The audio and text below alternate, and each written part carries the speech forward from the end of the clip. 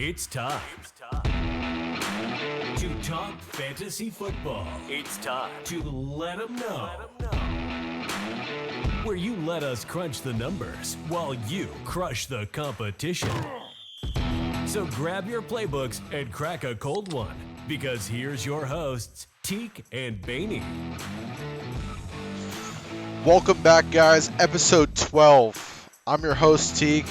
We got Baney, and fresh off his wedding weekend, we got Badge. You might have noticed we do have our featured guest today. He has over 175,000 followers and over 5 million likes on his football content on TikTok. Fellas, please give a nice, warm welcome to Tyler Helf. Clap it up, boys. Thanks for having me, guys. Appreciate it. Awesome. Oh yeah, absolutely funny story. Welcome, Tyler. I actually used to watch all of your content last year before my draft. Come to find out, you're from the same hometown as me. I showed Teak. I'm like, dude, check this guy out. A lot of good advice fantasy-wise. I used a lot of your strategies last year, and glad to have you. Thanks. It means a lot that you watched it, so I appreciate you. Awesome, guys. So, as always, we're going to kick off the episode with the fan mailbag question. After that, we're going to get into some icebreakers like we did with the Debro episode. And then we're going to get into meat and potatoes. We're going to talk ball. We're going to talk players we love and hate and just kind of recap, how we feel about them since preseason's almost about over. So we're just doing one mailbag this week. We're going to change it up. It seems like we got a lot of people that love dynasty leagues. We have a roster submission this week, so I'm just gonna run through real quick the roster. Each of you guys just kind of give me how you're feeling, a vibes check on it, and then we'll get right into the icebreakers. So here we go. We got Derek Carr, Austin Eckler, Bijan, Devontae Adams, Calvin Ridley, Darren Waller, Greg Joseph at the kicker. We got Pittsburgh's defense, Superflex. We have Sam Howell. We have Khalil Herbert. And then we're getting to the bench. We got Jimmy Garoppolo, Cortland Sutton, Quentin Johnson, Sky Moore, Jalen Warren, Sam Laporta, Taylor Heineke. How are we feeling, boys? Tyler, why don't you kick us off? You said this is Superflex, right? It It's a is. Dynasty Superflex. Yes. I mean, I'll be nice. I think it's I think it's pretty solid all around. Um, how many teams was that again? 12? 14. Oh, 14. Oh yeah, definitely. Okay, I was thinking more 12. No, I think that's a pretty solid squad all around.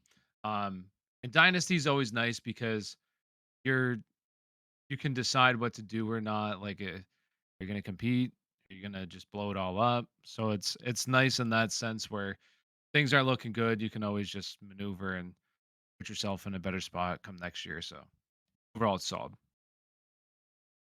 Yeah, I really what stood out to me was really like the running backs, getting Bijan and Eckler. I mean, and I'm a big Herbert fan this year too as well. So love the backs. And Sky Moore, he was in my deep dives. Like it. For me, I like the roster as a whole.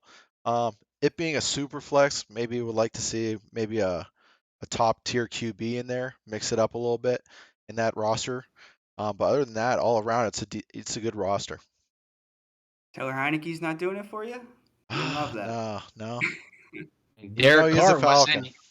Derek Carr was in your deep dive, wasn't he, Baney? There you go.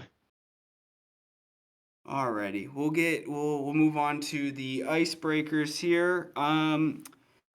Tyler, you and I actually go back. We used to work together. Used to sling car parts at a dealership together. It was a good time. You've since moved on and transitioned into full-time fantasy football content. How did you end up here? How did you decide this is your career path? This was going to be your pursuit? Um, I guess it started honestly like right around COVID. Um, just being at home and watching people, and I don't know if you guys, I'm sure you guys probably know who he is, but Sal Vetri. I don't know if maybe you're familiar with him. He's on YouTube.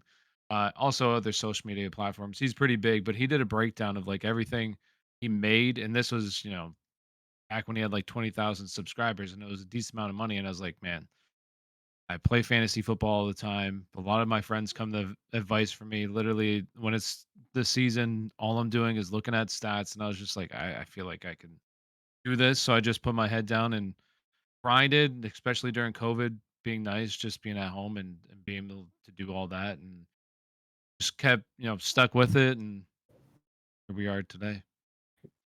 That's awesome, man. I know, you mentioned, people come to you for advice and all that stuff. I feel like the three of us have always been in and out of leagues together or had coworkers come up to us same way. And then we started getting your videos sent to us, and I was like, I know this guy. Like I used to hang out with this guy. This is wild. And then, T came to me with, hey, let's give it a crack. Let's try. Let's, start a podcast. We talk to each other enough. We might as well make a hobby out of it, make, some content out of it. And I was like, I agree. And then I reached out to you, and, you've been nothing but helpful with advice, and it's been pretty awesome to get back on the wagon talking ball. And that kind of leads me to my next question.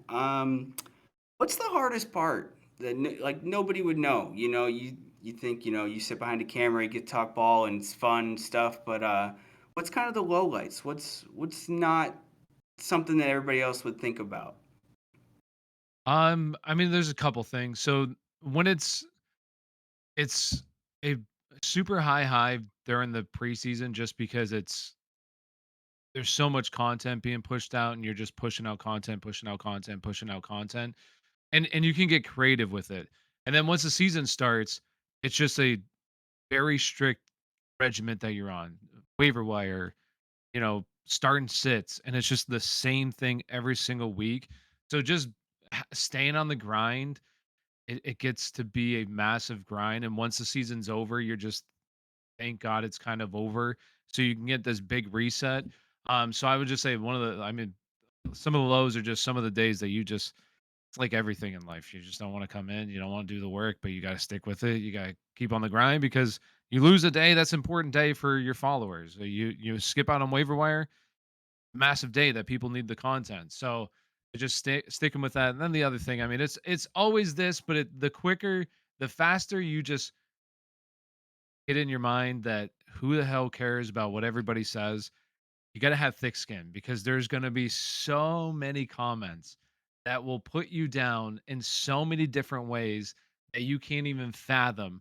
So you just got to roll it off to the next video. You're going to have lots of hits. And that was one of the big things last year, was just Travis Etienne, Trey Lance. I was big on him, telling everybody to draft him. They don't do well. So many comments. So you just got to stick with it. You're not going to hit every single one, and keep going to work. Yeah, it seems like people remember the misses more than they do the hits, Yes, which it's tough. I can't imagine with all absolutely. those followers. Yeah, it gets rough, but you just got to tune it out. Don't you have your crew that's with you, ride or die. Then after that, just ignore the haters. Well said. Well said. Awesome. Well, for me, I think we're going to jump into the players. Like I said, we've kind of done a bunch of different topics throughout the season so far, and we couldn't kind of land on a specific topic or a title for this one. So we just decided, what's the best way to help going into possibly, the last week before fantasy draft. So we're just like, let's talk about players that we want to fade or love coming out of preseason. And then I think everybody else kind of has some other things to go with as well. So for me, I'm going to start with the two kind of fades that I'm running with right now. Terry McLaurin, ADP 51, wide receiver 21. I'm not fading him because of Howell or Jahan Dotson. I'm fading him because of this turf toe injury. Um, MRI negative, I get all that, but turf toes have a weird naggy history. This could be something that, I mean, goes on for a while, and it's the reason he's not explosive coming out of routes. I don't like it. I don't like it at all. Tyler, how do you feel about Terry McLaurin?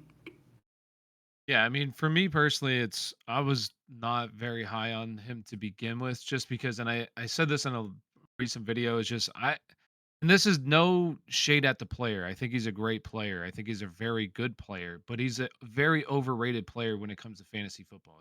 Guy is continuously drafted in like the fourth and fifth round, never gone over 1,100 receiving yards, and he's just been hampered by a quarterback. And now you have, Sam Howell, who people think that he can be decent. I mean, we'll see what happens there, but you have the emergence of Jahan Dotson, who I think that can really eat into his target share. Last year, Terry McLaurin had the lowest target share of his career. And I'd like to say that's probably contributed to another really good wide receiver there in Jahan Dotson. So I think that's going to lower him. And why take a shot on, Terry McLaurin in the fourth round when you can just get Jahan Dotson like the seventh, eighth round? So right now, just the turf toe amplifies things for me, so I'm totally not interested in Jahan Dot or Terry McLaurin at all. Awesome. My last question, well, my last fades are I've been banging this drum all off season, going into preseason, and I think that drum's getting louder. Josh Jacobs, ADP 21, RB 9, and Jonathan Taylor, ADP 20, RB 8. Out of superstar picks, specifically the running back, I want 100% certainty 100% of the time. These guys aren't falling late enough for me to make that leap. You get nothing but uncertainty out of these, the contract disputes, the language between the Colts and Jonathan Taylor goes back and forth every day. Ursay would rather, play with orcas and do all this other weird stuff. And we've gone deep detail on this podcast with Ursay, and it's just not great. Um, but yeah, in leagues that I'm in, I'm seeing these guys still go early, and I'm happy to watch them go. How do you feel about these two running backs in particular? Yeah, I mean, there are two guys that I wasn't relatively high on either prior to everything. I think that just JT, what's his receiving upside in this offense with a guy like Anthony Richardson? I mean, he's not. I don't want to say he's not a good receiver. He's adequate. He can catch the ball in the backfield, but he's not running extreme routes or anything like that out of the backfield. So I just think with a mobile quarterback, and then you also have to look at it too, where he could vulture touchdowns. Now, if Jonathan Taylor ends up actually getting traded, which I don't know, I just don't see it probably happening because you got to pay him on top of the draft capital. So I just probably don't really see it. But if he ends up going on like the Dolphins, then sure, I'd be very interested. And then with Josh Jacobs, it's just when you look at players who are coming off of the league leaders in terms of total touches, the next year, and especially with a guy who's sitting out training camp, who's just not getting his body right, in my opinion, with the daily grind of the NFL and getting hit and everything like that. It just for me puts in a lot of red flags. There's a lot of red flags there with him, and I'm not really interested in him. So for me, there comes a certain point, and maybe in the third round where I take a shot, but overall, I'm not really interested. Alrighty. We're gonna end my section on a more positive note. We're gonna talk about two players I love. I love them before the season, and it's just kind of reiterated that I think this podcast was right. Zay Flowers, ADP 115, wide receiver 47. His ADP's risen 20 spots since draft day, and rightfully so. He's an absolute steal that late in the draft. We've talked about it at depth. He might be the only receiver still standing by week 6 between Bateman, Duvernay, and Odell. We don't really know what you're getting there. And on top of that, the route running, I mean, if you watched last week, this dude in space is ridiculous. It looks like what he did Boston College is going to translate. But on top of that, I mean, if you just look at the guys going directly in front of him, his direct grouping, I can't imagine taking any of them over him. Darius Toney, Odell Beckham, Traylon Burks, Hollywood Brown, Pittman, Mike Evans. Not a single one of those will be rostered by me over Zay Flowers. I know Badge has something to say about Zay Flowers too, so why don't you kick us off how you're feeling, Tyler, and then Badge will hear what you had to say. Yeah, I mean, I like Zay Flowers a lot. The only problem that I have is just how many passing attempts are going to be in that offense? Because then you got to think about target distribution there, where Mark Andrews will definitely be the number one. So then it comes down to what's Zay's target share going to be in that offense, and how many passing attempts will be there that will equate to, actual overall targets and receptions. But I think as a player, in my opinion, in the pre-draft process, I was higher on him than Quentin Johnson. I think he's a much better overall prospect than Quentin Johnson. So I think that he has a lot of potential. It just comes down to how many passing attempts are in that offense for him to truly be fantasy relevant. But I definitely think that he's got the skill. It just comes down to targets. Nice. Badge? Absolutely. So I'm not disagreeing with the talent or the explosiveness. The only thing that makes me, well, I guess at the ADP, I mean, you got to take him there. But the only thing that makes me worry about him is the Ravens only had 1,000-yard wide receiver since 2017. I mean, these guys like to run the ball. I mean, only one since 2017. It was Hollywood Brown, by the way. So that's the only thing that makes me not love him, but I like him where his ADP falls. I mean, just to go off that as well, like Baney said, we're going off of the guys drafted above him. Darius Toney hasn't seen the field in how long? He hasn't played past 10 games yet in his career. So definitely going to take him above him, Juju. I mean, I might even dabble above Gabe Davis too. Just the upside of Zay Flowers, really. But that's my take on Zay. Hey, and Michael Pittman, Kenny Galladay had the exact same stat splits last season. It's ridiculous to say, but it is true. Um, Last player, and I love this player. TK loves this player. Drake London. ADP 67, wide receiver 26. The metrics last year with a bad quarterback were still good. Almost 900 yards receiving as a rookie. With the league average at best quarterback is still going to be an improvement from last year. There's going to be improvement. There absolutely is. I think, we're talking about running offenses and whatnot, but I really do think Bijan opens up the pass game. You didn't have to respect the pass game for Atlanta last year, but enough play actions, enough movement. I really do think it opens up, these wide receivers, Kyle Pitts. I think it makes a lot of room for those guys. And, the PFF chart that they put out for week 2, routes run 90%, targets per 33%, A dot is 12.3 yards. Air share is 58%. I mean, that's what Drake London can give you every single week, and there's a ton of value there. Yeah, it solely goes where Ritter goes, and I understand that, but I'm not gonna apologize. I love Drake London. Tyler, how do you feel? Yeah, so I'm a big believer in target share. So your best wide receivers in the NFL see the highest, target share, and that's because they earn targets. Targets are a lot of people have this misconception that just because there's nobody there, this player is going to see a lot of targets. That's not how targets work. Targets work because good players earn targets at a very high rate. And last year, Drake London was top 5. He saw a 29.5% target share, which is actually higher than Jamar Chase, which was higher than Justin Jefferson. So, and he saw that as a 21-year-old rookie wide receiver. So, in my opinion, I think that if Drake London had a quarterback, say Derek Carr, that went there, I think truly, I don't think he would be drafted there, but I think Drake London would be in the same breath. I already think he is in terms of Garrett Wilson and Chris Olave in terms of talent. Like that's where we should be looking at him in terms of talent. Those guys are drafted as top 12 wide receivers. So the fact that Drake London, you can get him at a 5th round draft discount basically because his quarterback play is, not going to be good. They're not going to throw the ball that much. What you talked about earlier, just Marcus Mariota. He's the worst starting quarterback in the NFL by far.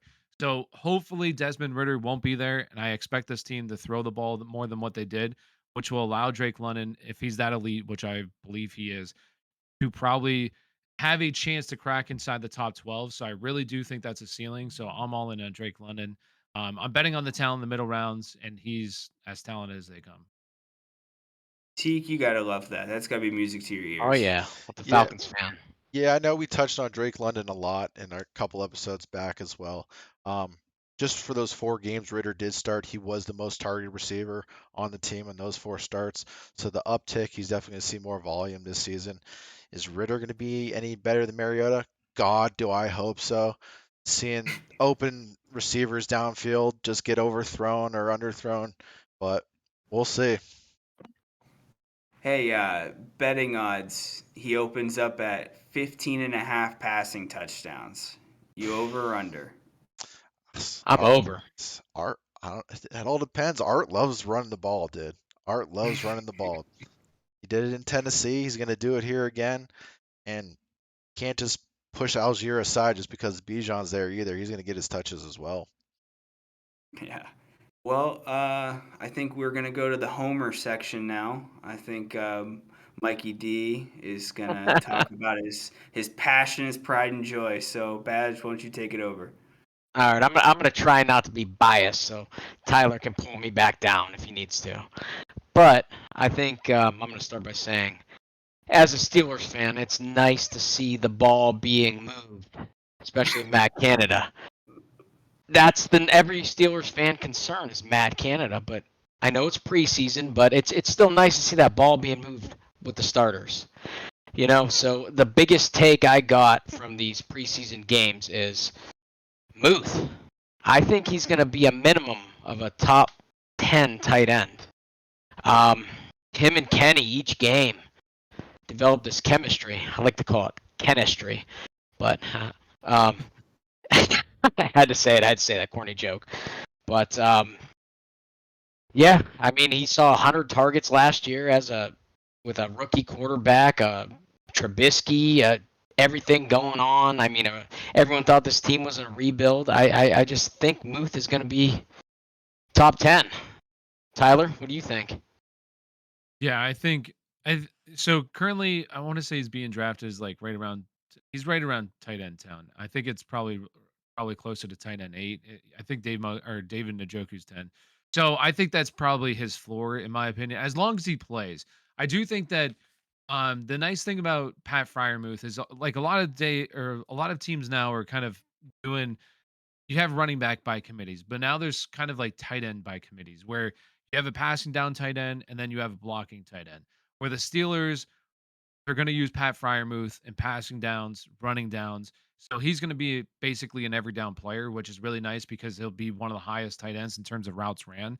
And if the Steelers do take a step, and Kenny Pickett does take a step, which I expect him to do, I really think that Pat Fryermuth can be a guy who can be a borderline top 5 tight end. So I definitely think that in the if you don't go with elite tight ends and you're looking for guys in kind of rounds 8 and 9, that's kind of where he's going. He's definitely a good target in that range. Yeah, so I was thinking if you're not going to take that big tight end name, Muth will be a good guy to take later on. So, Yeah, for sure. but I agree. take 2 about the preseason of my Steelers. I think that Jalen Warren earned a little more touches. Do I think he's going to be the guy? I don't. But he's worth a handcuff. I mean, if Najee goes down, he was hurt last year pretty much the entire season. He played 17 games. He was playing through it. A lot of people threw shade at him, hate. I mean, he had over 1,000 yards and total touchdowns, 41 receptions. So I think Najee's still going to be the guy. I think they're going to feed him, but I think Jalen Warren, with his display in training camp and these preseason games, I think he earned a little more touches, and he's worth the draft pick as a handcuffed, especially if Najee goes down. Tyler, thoughts? Yeah, so a couple things. First, I want to say I am a Steelers fan as well. I don't know if you Yeah, know that.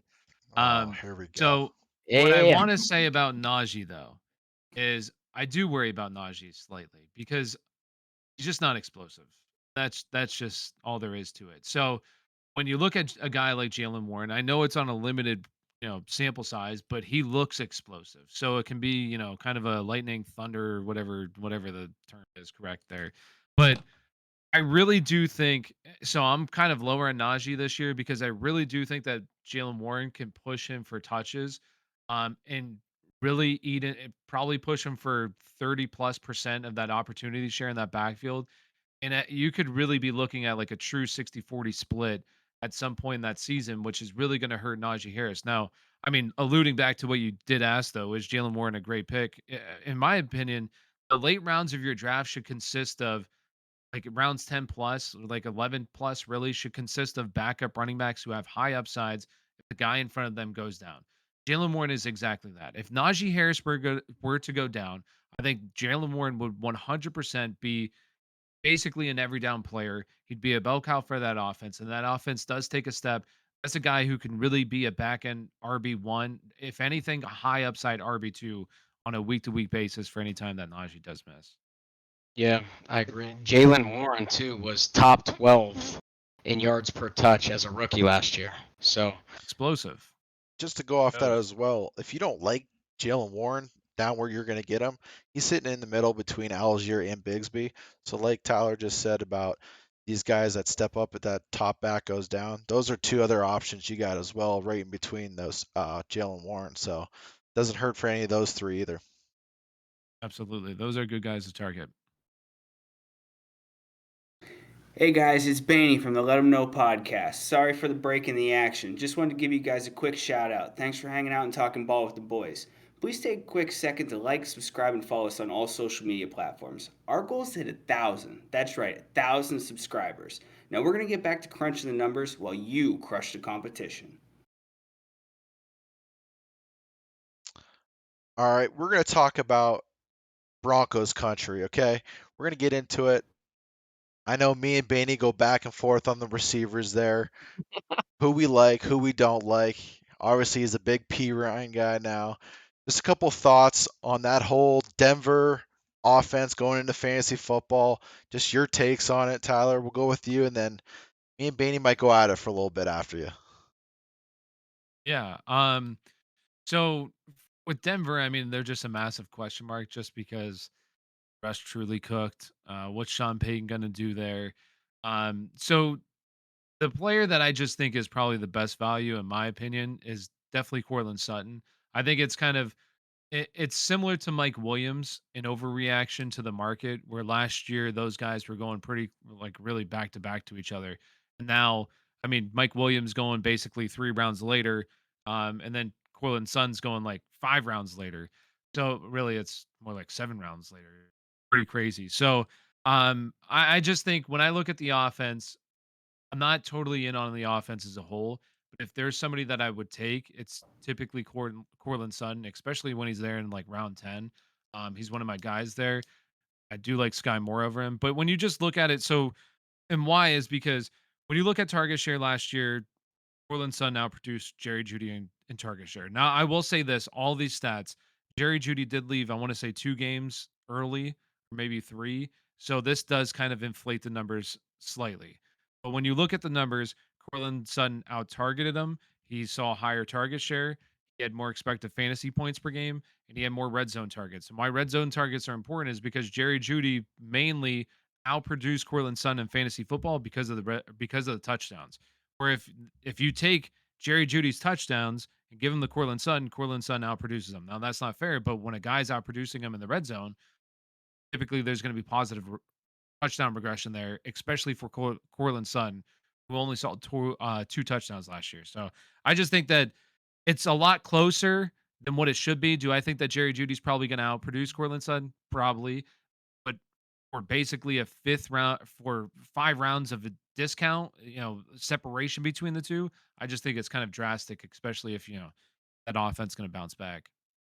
Yeah, Jared Judy's tier where he's going with the receivers right now, he's going with guys like Drake London, who we're going to mention here, Debo, Mari Cooper. He's in that tier list. So I rather fade him off that tier list and grab Cortland Sutton down 2 tiers later at a discount if they're similar in production, like you said. Um, just those touchdowns. Do I think Cortland Sutton's going to get more red zone looks? Yeah, he's a big body receiver, and Sean Payton loves throwing in the red zone as well. He is known for the running backs as well. So it's kind of giving me like a little Drew Brees vibe. Do I think Russell Wilson's going to be that Drew Brees for Sean Payton? No. Like you said, I think he's out the door as well, but we might see glimpses of it during the season. But I know Benny's going to bring him up. P. Ryan, I don't even want to talk about P. Ryan. He's not a breakout player, Benny, no matter how much you're going to tell me, but I'll let you go on Broncos country.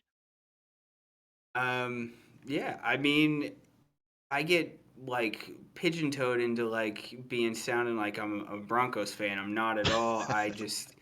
I think people forget what Sean Payton has done in this league, more so what he's done on offense as a head coach in this league. Like Bounty Gate. Yeah, sure. But hey, he won a Super Bowl, so he's doing something right. But no, seriously, all he does is produce top 10 offenses. I mean, there's a couple misses in there, sure. But I mean, he's had 15 years with a 1,000-yard receiver on his offense, done it with 5 different players. I just think that it's possible that Jerry Jeudy might be that guy.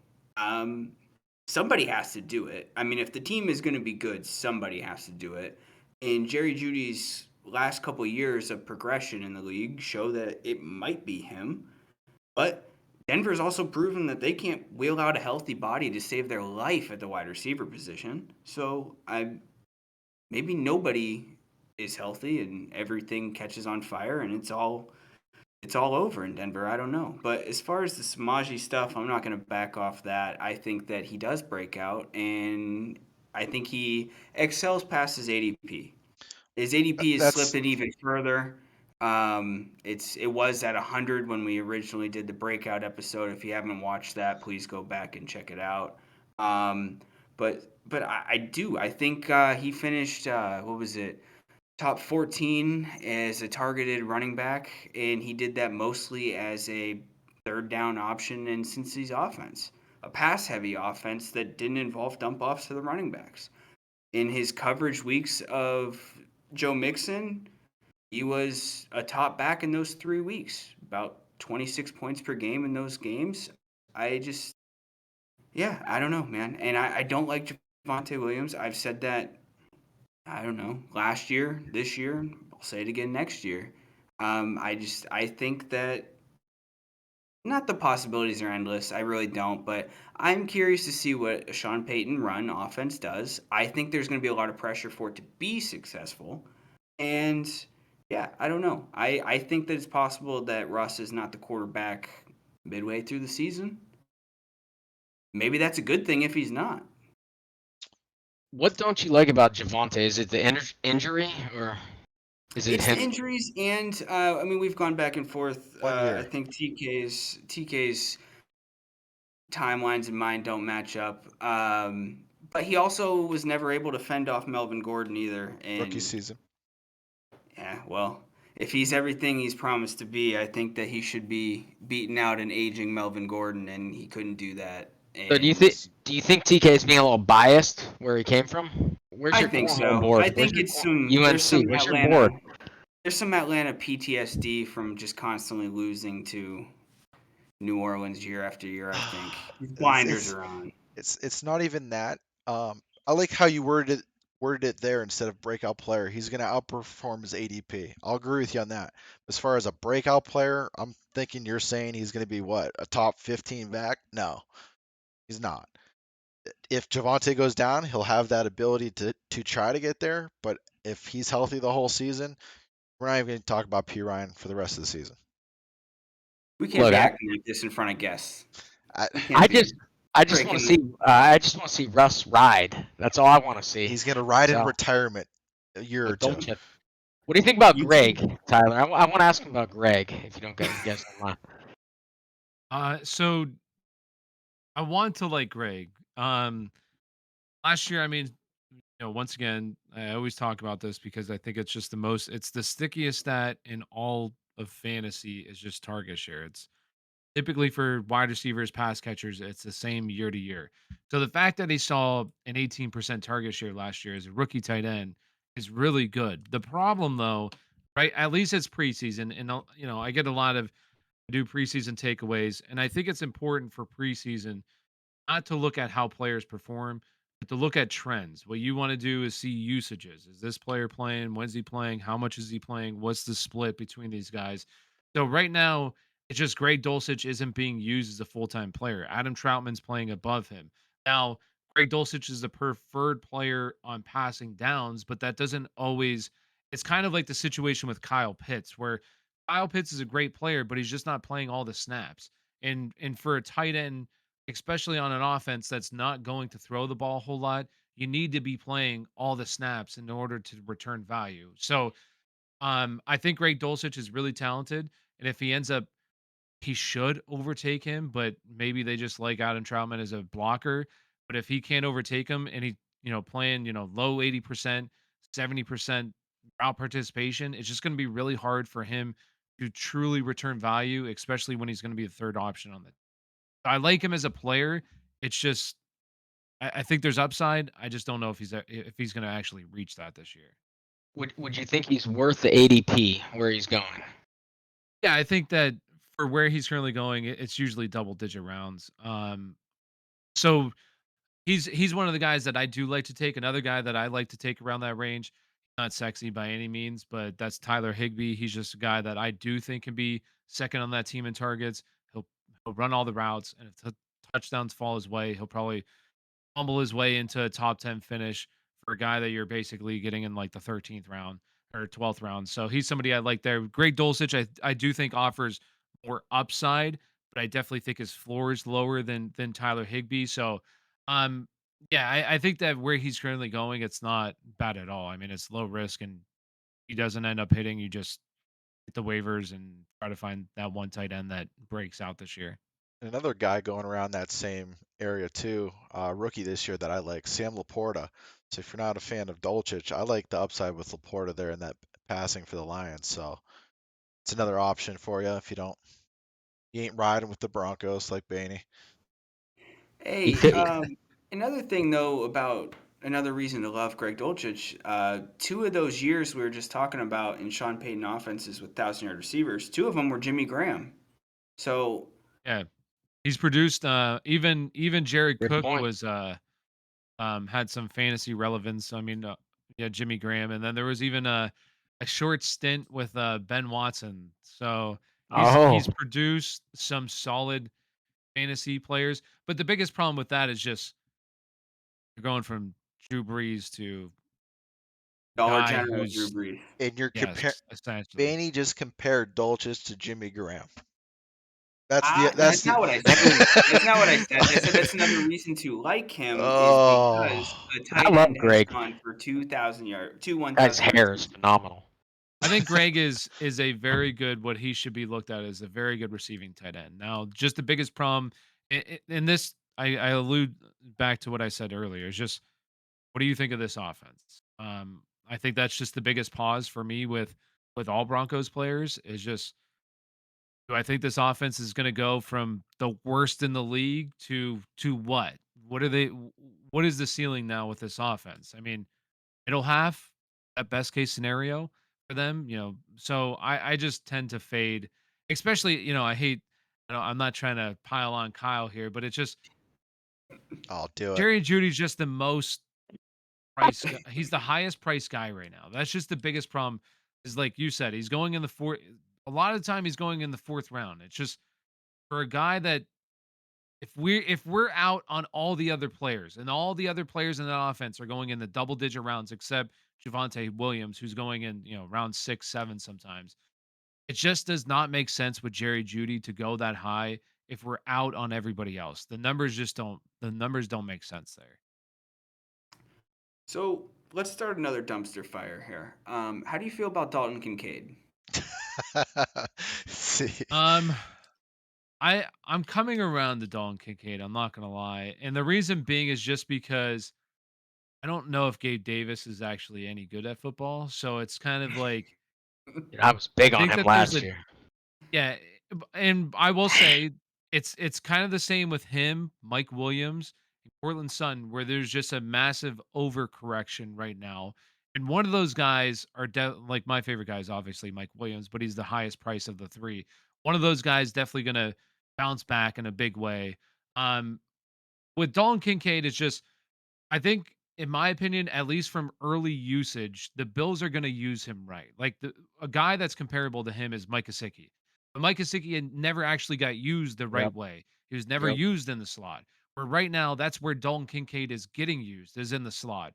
So there's hope for Dalton Kincaid in that sense that he's playing with a really good quarterback, an elite offense that's going to be top 5 in scoring, that's going to throw the ball a lot. He's going to play in the slot. So there's a lot to like there, and he's playing over Dawson Knox right now, seeing more snaps than he is. So and another thing is, as long as the ADP doesn't get too high, where he's currently going like ninth, 10th round range, that's honestly not that expensive for a guy who can be a top 10 tight end attached to a really good quarterback and has a decent ceiling, in my opinion. But we'll see. Rookie tight ends rarely hit. I do think that there's a chance, though. Yeah. Clip that and send it to your uncle, Teak. We need to get that subscription back. We need to get that follower back. I know it was him. Yeah. I just Yeah. But he just made me a hater of Dalton Kincaid. I don't know what to tell you, Benny. I just hearing every draft that I think we got to get your uncle on here. Who's an he, Uncle Bobby? he's a huge Uncle Buffalo Billy? fan, and every time they draft Uncle something, I get Bill? a text every year, and I'm just tired of it. So I'm piling on Dalton Kincaid. Like he said, yeah, he's gonna be used right, hopefully. Yeah. Dawson Knox can't catch the rock. We've seen that in fantasy a couple years Yep. back where he was a monster in the red zone for some teams. So is he gonna take some of those looks away? We don't know. We'll see how they use the rookie, but I don't know. Time will tell. Yeah. Having Tyler here just opened up so many tunnels. Glad to Wounds. have you, Tyler. Make sure you follow him on all socials. Again, I watched this guy on Instagram last year. I had no idea who he was. I'm glad you came. He goes live on TikTok. I was in there before. You have great content, but I do have a question. You mentioned Mike Gesicki. He was on. So I'm in a 14-man league. Have you ever done a 14-man league? Gets Yeah. pretty deep. So how Yeah. how deep? I feel like the Dolphins never utilized Gesicki. I mean, the guy's an athletic freak. How deep is deep for Gesicki in the 14-man league going with a new team? Belichick has a history with these tight ends. Is it any any value there or any? You Yeah. know what I'm saying? Um, I will say it's just such a shit show after really, once you get outside of like truly the top 10. That no, I wouldn't be shocked because I do think that um with Mike Gesicki, like we said, he just wasn't used right now. Is he going to be used right with Bill Belichick and this team? There's obviously some hope for this offense because you don't have um at or what was his name, Patricia, run this offense anymore. So there's some hope here. And with Mike Gesicki, I mean, obviously we've already seen him produce. I want to just make sure I get this right. So yeah, so in 2021, he went over 100 targets. He had 111 targets, and he saw once again keep repeating the same thing over and over again, but an 18% target share, which is solid. And there's no true established number one on this offense. I mean, you have Juju Smith-Schuster, who I don't know how to feel about him either. I kind of am out because he didn't really produce anything in Kansas City in a much better situation. So why would he do it here? But you have a guy who's athletic. They run a lot of two tight end sets. But the biggest problem with Mike Gesicki is he's a horrible blocker. So I could see an instance where he's just not getting the job done. And hopefully they do use him in the right spot. But you also have Juju Smith Schuster in the slot. So like he gonna come out? Is who's gonna play in the slot? Is he gonna run in the slot, or is he gonna, be an inline tight end where I just don't think that's where he should be. So, in a deep league, a 14-team league, sure, I don't mind taking the chance because he could be a wide receiver. He's basically a wide receiver playing tight end. It just comes down to is he actually used the right way? Like kind of I feel like he gets a little bit underrated, but kind of like Hunter Henry. I mean, I feel like in deep leagues, a guy who's just basically looking to get touchdowns, he kind of fits the bill. And since we're on it, I do want to just say one more guy. One more guy. All right. Hayden Hurst. And the reason why Hayden Hurst is just because there's no true established number one on that offense either. He's playing all the snaps right now. We've seen him produce at a okay, not very good, but back end tight end one, I mean, that's not very good as is, like 12. So I just think that he can be a guy who can give you a pulse. He can play all the snaps and can play and eventually score enough points on an offense with a rookie quarterback who might lean a tight end just because questions about that offensive line in terms of pass protection, and a guy close to the line of scrimmage doesn't have to run down the field a whole lot. With a guy, DJ Chark's already banged up. Adam Thielen's been banged up, so he gives you somebody like that a pulse. So one of my late deep dives, tight ends. Or we could be talking about some future content with the waiver, adding off the Waivers, waiver. yes. Yep. Yeah, So a guy to kind of star up, keep an eye on, just see how he does. I think he's probably gonna be nothing in fantasy football. Highly likely. But I feel like this is going to be the most interesting fantasy season we had in a while. So with all with these talent, all this talent. It's it's interesting too because you have so many wide receivers going. Like I went back and I looked at it. The last time this happened was like in 2017, and then there was a reset back to running back. So I feel like we could be in store for that, or it's just the NFL changing as a whole. Just the wide receivers passing game is just becoming so prevalent that wide receivers are basically becoming the running backs of old, and we'll see how it goes. Dude, talking about this being the most interesting fantasy season, I think it started at the end last year. I mean, I was the champion of my league, and I was looking at the roster before my draft this season.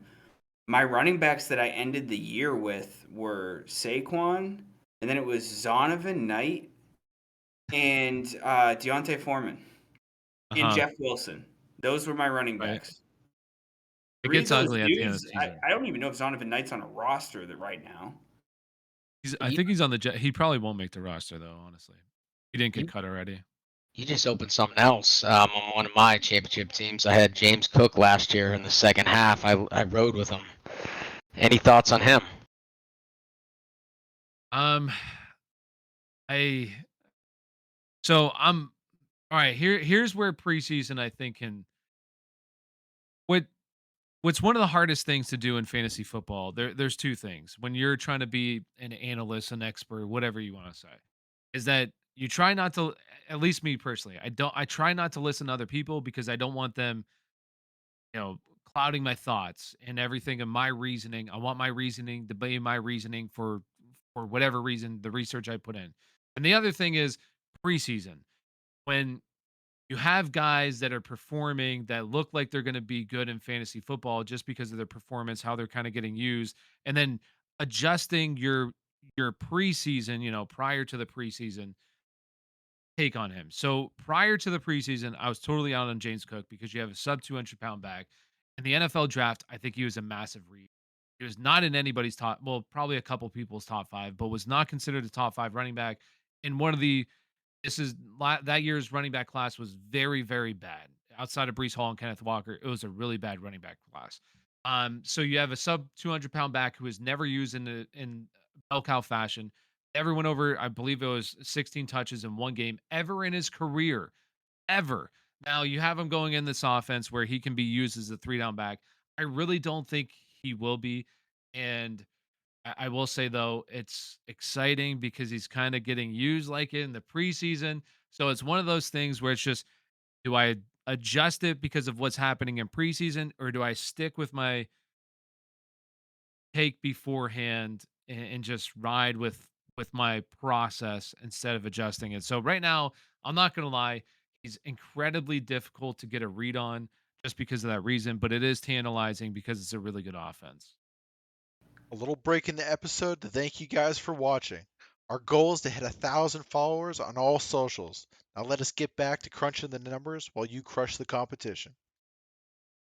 All right, so we're going to talk Hopefully. about a team I usually don't talk about. I kind of stay away from fantasy wise. We're going to talk about the Pats a little bit. Talk about the move, picking up Zeke. Do you think that's going to affect Ramondre Stevenson at all, ADP wise? Um, touches, TDs. Obviously, Zeke's going to hawk those TDs. He did in Dallas. Any effect on Stevenson's draft value, though, ADP wise? Yeah, I mean it's definitely gonna affect him. And it's so what I'll say is like once you get to it's rough. Once you really get to RB10 range, it's just rough out there as is. So like you start to have so many question marks with Travis Etienne. He's an explosive player, but didn't catch the ball a whole lot last year. Jameer Gibbs, you have Dave Montgomery there. He's going to steal red zone work. So just the question marks really start to pile up. So like with a guy with Ramondre though, I do think Zeke will definitely eat into the red zone work, but Ramondre will just be so utilized because he's really good on third down work. He's also just was really efficient last year as a runner as well. So I think Ramondre will be still heavily involved in that offense. Zeke definitely caps his ceiling up a little bit, but for a guy, I still think that he should be going in the mid third round because that's just where there's so many question marks at the running back position. So take a shot on him, and I still think he'll see enough receiving work to keep his floor up. His ceiling just isn't quite as high as it used to be. Yeah, I agree with you on that. It's just to me as well, with Zeke being there, you saw Dallas move from Zeke to Tony Pollard, and Tony Pollard still flourished, and I don't see why Stevenson can't do the same there in New England. Yeah. So, One thing I just always say is like 90% of the people you asked, was Zeke cooked last year? And everybody would say yes. I mean, he's looked cooked. He's been declining every single year. So why do we think all of a sudden now that he's on this team, he's just going to be a massive factor? He's going to be a big factor in the red zone, absolutely. But other than that, I mean, Ramondre was good last year on efficiency, like in terms of efficiency. So I think he'll be okay. and then moving on, another kind of ADP question. With JSN's injury going on, it's going to have surgery on that wrist to be determined for week one, occurred in week two of the preseason there. Does this affect anything draft stock by any means for you with JSN?